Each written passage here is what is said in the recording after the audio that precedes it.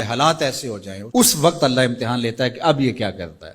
میرے پاس مال و دولت کی فراوانی ہے، خزانے بھرے ہوئے ہیں، اور میرے پورے محلے کا بل ان کی استطاعت سے زیادہ آ گیا. وہ بیچارے بل دیں یا بچوں کا دودھ خریدیں.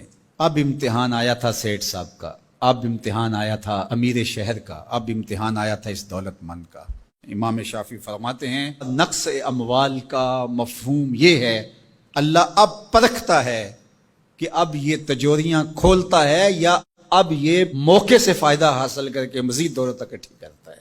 جب دولت اوپر سے بھی آ رہی ہو اور بندہ آگے بھی خرچ کر رہا ہو، وہ امتحان نہیں ہوتا، اس لیے کہ اوپر سے بھی آ رہی ہوتی ہے اور بندہ آگے سے بھی خرچ کر رہا ہوتا ہے. جب دروازے اوپر سے بند ہو جائیں، حالات اس طرح کے ہو جائیں، اب اگر وہ خرچ کرے گا تو اب نقص اموال کا اندیشہ ہے. تو کہا یہ تھا امتحان. اللہ دیکھتا ہے کہ اس امتحان میں کون پورا نکلتا ہے. یہ اللہ آزماتا ہے. اس وقت آزمائش ہے امیروں کی، غریبوں کی تو ہے ہی ہے.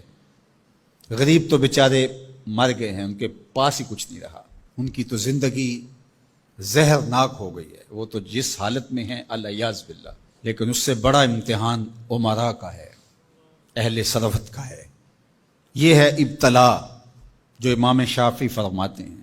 فرمایا اس موقع پر نفلی خیرات کر کے وہ اپنے بھائیوں کو، رشتہ داروں کو، گلی محلے کے لوگوں کو اب کیا وہ مدد کر کے ان کو مشکل سے نکال